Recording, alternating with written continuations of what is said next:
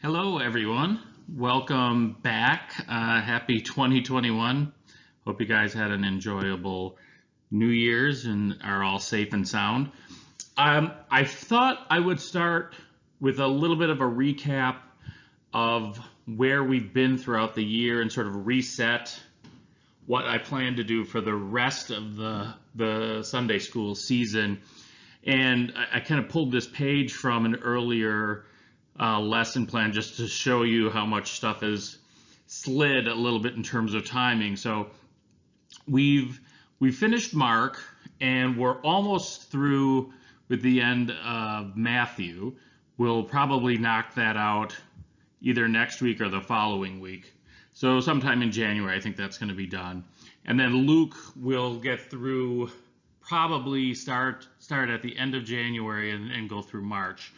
And then that actually kind of sets up nicely, I think, for John, because there's a lot of overlap with Easter, which is which will be nice, right? We can kind of follow along with some of the gospel readings of Easter time with the actual diving into the Gospel of John. So that's the goal starting now.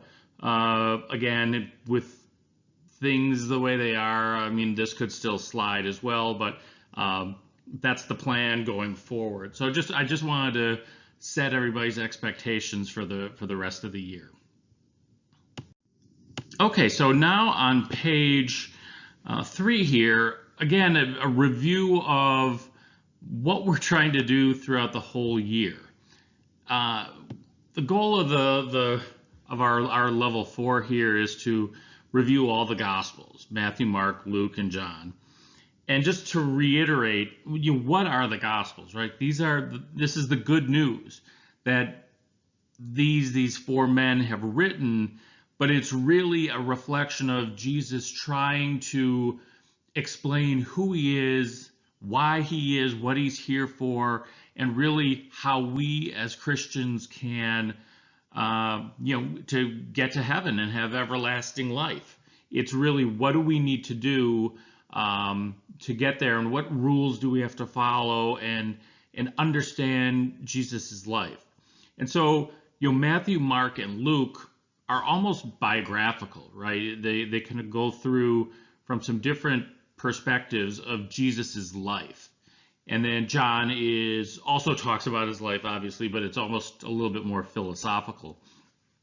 And again, wanted to remind you, we flipped Matthew and Mark in our lesson because just chronologically, Mark was written first, and it's pretty short compared to the other 3. So it was a kind of laying down the groundwork of, this is Jesus' life from the perspective of the Gospels.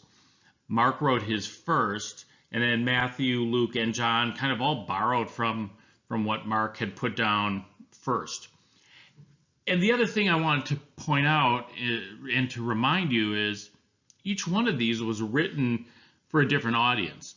So I know you guys are in your English classes are old enough to go through and sort of diagram stories, right? Like every book report you do, you have to talk about the plot and settings and the characters, themes, right? Like some sort of basic stuff.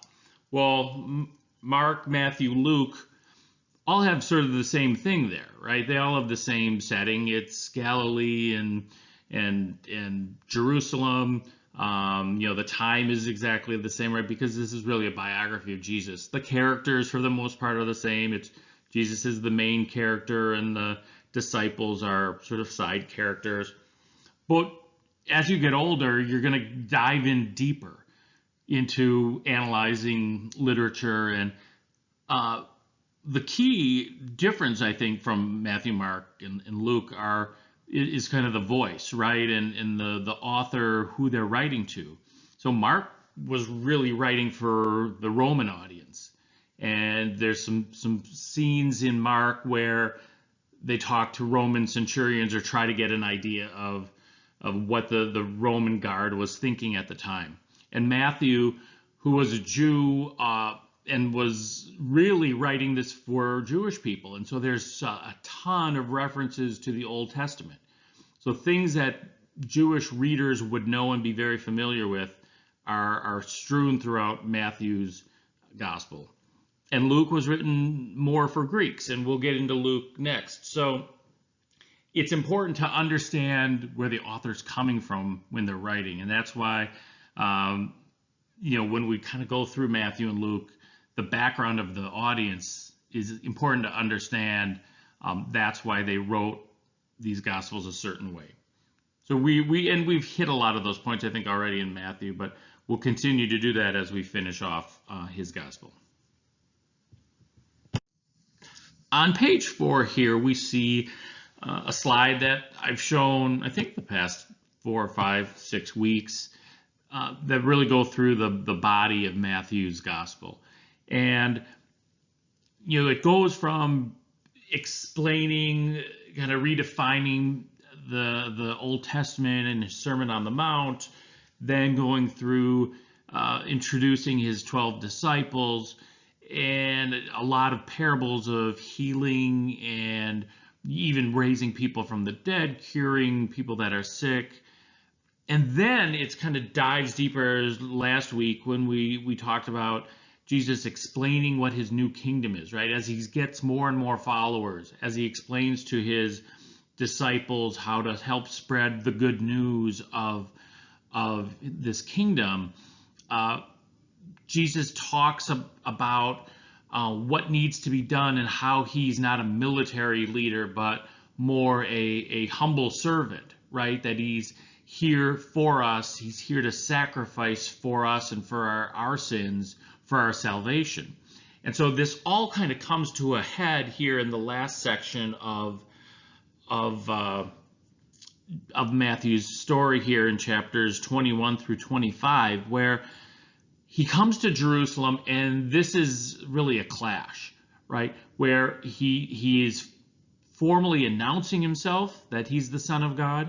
He is taking on the current religious leaders who he feels have kind of abused their power, right? That they were entrusted with this kingdom here on earth, but they've abused it, and so he forces sort of a conflict so people can better understand who Jesus is and what the real true kingdom is.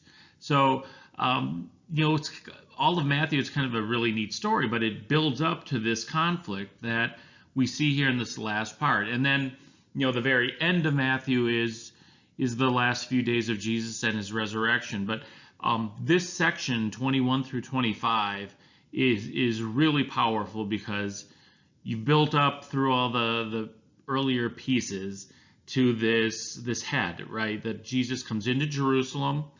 He addresses directly these leaders, and he knows he needs to die really to kind of fulfill his prophecy. So that's what we go through in 21 through 25. And again, it's a very powerful section of Matthew's gospel.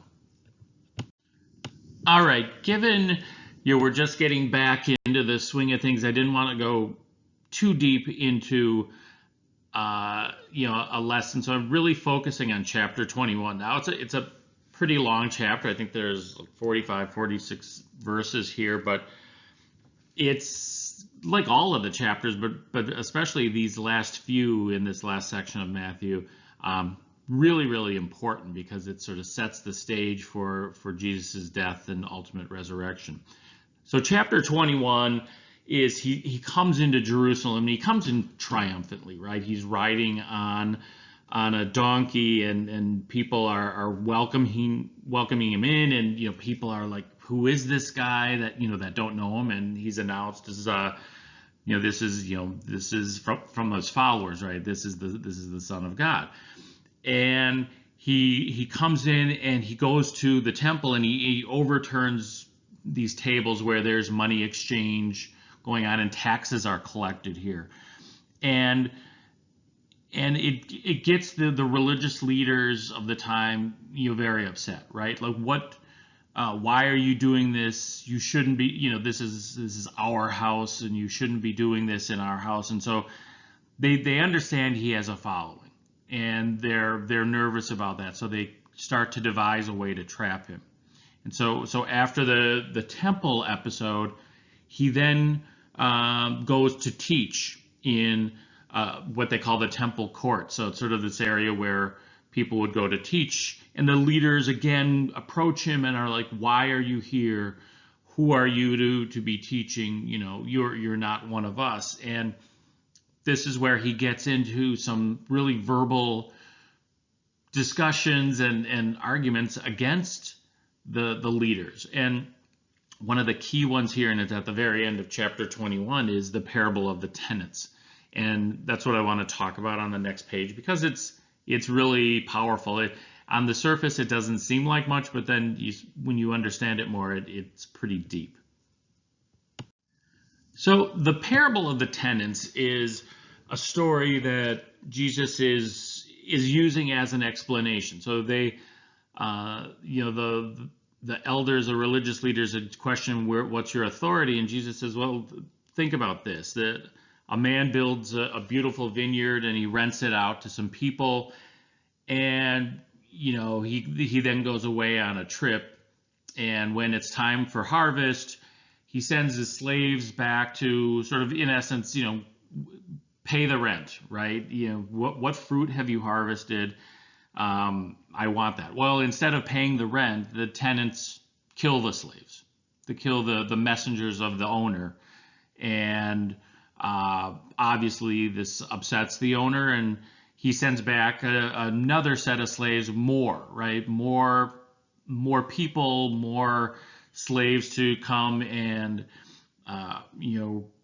collect the rent, and they're killed too. So the tenants are, using the vineyard, using the things that are sown there, the grapes, but they're not, paying it. In fact, they're, killing and abusing the owner's property, right? So finally he sends his son to collect this rent. And you would think there's no way they're going to, it's the owner's son, right? You have to show him some respect at least, right? We're using his vineyard, but they're like, we're going to kill the son and take his inheritance, because they're greedy and they're not respecting what the owner has laid out. But what, and at that point in the story, the leaders, Jesus asked the leaders, what happens now when the actual owner comes down? What do you think is going to happen? And the leaders are like, well, obviously the owner's going to come and, kill everybody here and take his vengeance out. And he's like, you don't understand anything, right? Because the whole point is the vineyard is our earth here, right? Where we're living. And God has sent down people to explain, prophets and disciples. And finally he sends Jesus to say, this is, you need to sort of be humble for God and raise fruit and for him. But they haven't been. He's talking about these religious leaders themselves to their face, that you've sort of abused this beautiful earth that you have here, and you're not honoring God the way you're supposed to be.